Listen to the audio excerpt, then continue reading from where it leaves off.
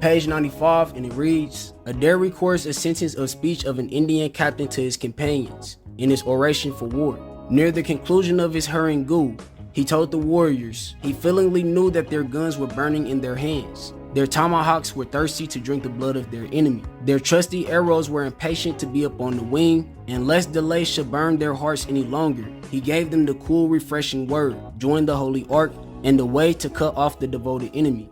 Here, we see many Israelite word structures. For example, the native captain claims his men's guns were burning in their hands, and this reminds us of Romans 1:27, where the Israelites are said to burn in their lust, while Luke 24:32 shows the Israelites' hearts burn within them at the Messiah's reading of the scriptures, which shows the word burning was used to represent a strong desire or emotion in both the Hebrew and native tongues. Also, the phrase drink the blood of their enemy is a loose replication of Ezekiel 39:17 when it shows the birds of the sky being sent to drink the blood of the Russian alliance after the events of World War V. And Revelation 17:6 shows the woman also known as Mystery Babylon and the US being drunk with the blood of the Israelites in representation of murder, which shows the Hebrews and natives used this phrase to symbolize people being destroyed. To further the point,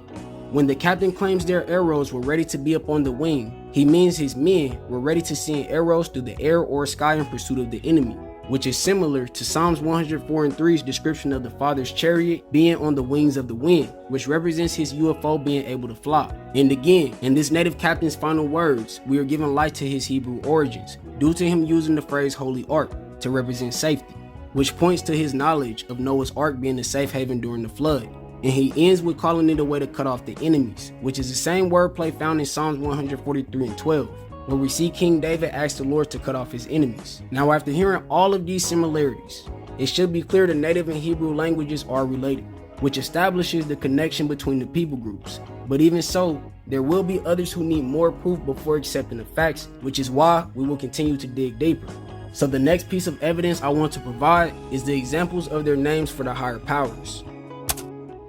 So as we know, most Israelites believe the name of the Father, found on the Tetragrammaton, is pronounced Yahweh, yet the natives called on the name Yohewah more than any other in representation of the Father. And these sound like two similar yet different names to the unlearned ear. However, when analyzing the ancient Hebrew, we find that their alphabet did not have the O vowel, and though other sources mistakenly show the presence of a U vowel, they also show the lack of an E vowel, leaving the original Hebrew language with the vowels I and A at its inception, which means the Tetragrammaton would need either A or I to fill its unlisted vowels. Also, Psalm 68:4 shows the first part of the Tetragrammaton is Jah, but due to the letter J not existing at the inception of the Hebrew, we know the letter Y will fill its spot, which leaves us with the name Yah and makes A the first vowel used in the Tetragrammaton. Also, the natives used the word He for the second part, but the vowel E was not found in the Hebrew until later, which means the second part of the Father's name should contain the vowels I or A. Furthermore, page 30 of the book titled The History of the American Indians shows the northern natives using Ha as the second piece of the Father's name, which lets us know the A vowel is what actually belongs in the second part of the Tetragrammaton. Moving forward, almost every native name given for the Father retains the A vowel in the last part, which lets us know the final part of the Tetragrammaton carries an A vowel, and this leaves us with the name Yahweh for the name of the Father. But now let's address the name of the Son. So page 56 of the book titled The History of the American Indians by James Adair, and it reads, Before I conclude this argument, I must here observe that when the Indians meet at night to gladden and unite their hearts before Yohewah, they sing Yohewah Shu, Yohewah Shu, Yohewah Shi, Yohewah Shki, and Yohewah Shai, Yohewah Shai, with much energy. The first word is nearly in Hebrew characters, the name of Joshua, or Savior.